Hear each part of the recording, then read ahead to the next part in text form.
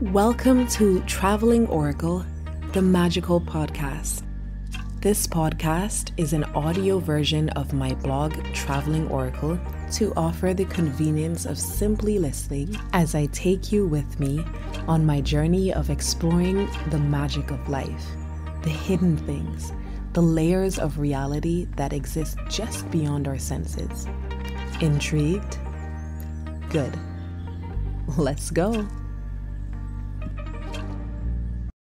How to connect to magic. So you've heard many people speak about their magical experiences and transformational encounters with the unknown. But for you, nothing, just crickets. You want to know how to experience the magical things in life that seem so easily accessible for others. Great. In this post, we're going to explore how to help you get out of the mundane and into the magical world that exists just beyond the first layer of reality. Stop trying to control. When you want something super badly, you tend to clamp up energetically.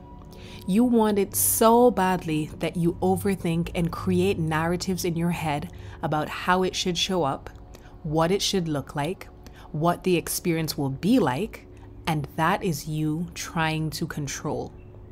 Control causes energy to constrict and sit instead of flow. Nothing moves in or out of that situation until you release the energy and allow the flow to be restored. This is why the most important part of manifestation is detachment. Set your intention to connect with the magical things in life and allow them to flow and reveal themselves to you. Belief. Internalize the fact that this is not a gift that only a special set of the population has access to. You are a spirit having a human experience. The ability to connect to the spirit world and see beyond the physical is encoded in your DNA. The problem is that you've been ignoring that part of you for so long and you haven't learned how to operate it. The same way you had to learn to walk and talk when you were a child, you now have to employ that same patience, determination, and practice. It will come to you as long as you practice daily with the understanding that this is something you absolutely can achieve. Tune your body and mind. I can sit in the midst of a noisy room and connect to the upside down. A little Stranger Things reference. I can do that now because I've been tuning my mind, body, and spirit to its frequency for years. You have to put in the work of tuning yourself to that frequency through meditation. If meditation isn't your thing, don't panic. You don't need to go overboard. Just start with 5 minutes of meditation each day until that time feels too short. Then double it.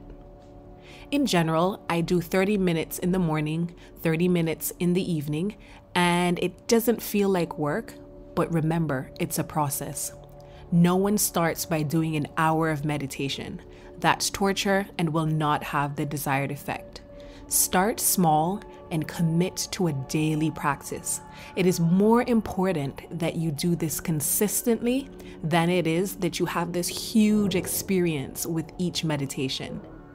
This daily practice will allow you to notice the subtle shifts in your body when energy shifts, to hear when the spirit whispers information to you in your mind.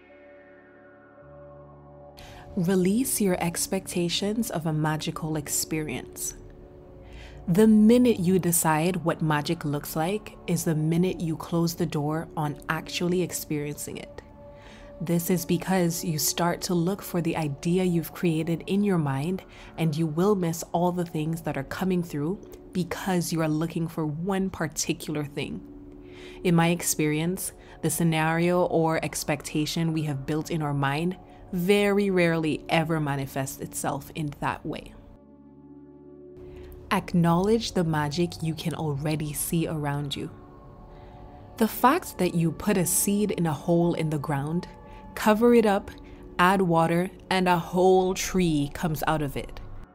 The fact that humans procreate by having another human literally grow inside them from something tiny and microscopic to a full-fledged baby.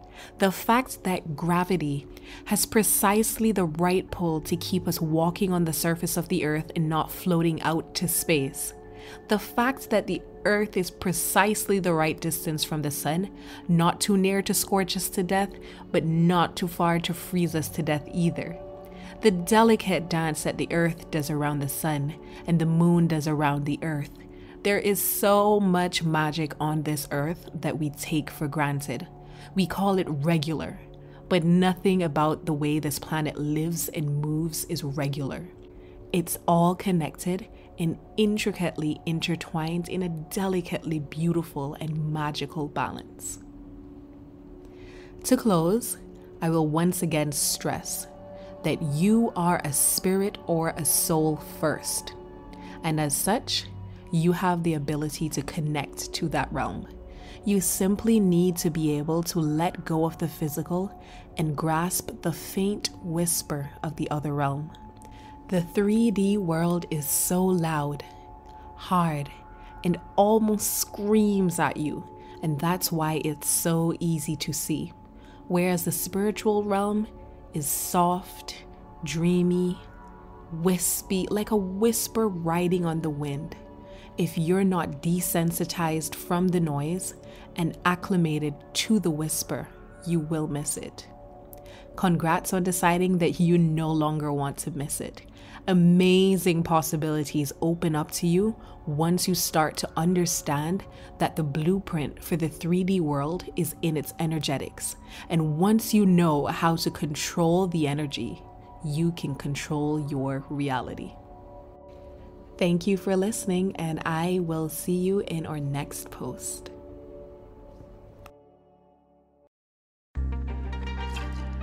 If you would like to contact me or simply keep up to date with my daily happenings, my Instagram handle, my contact details, my blog information, as well as the services I provide will all be in the show notes below.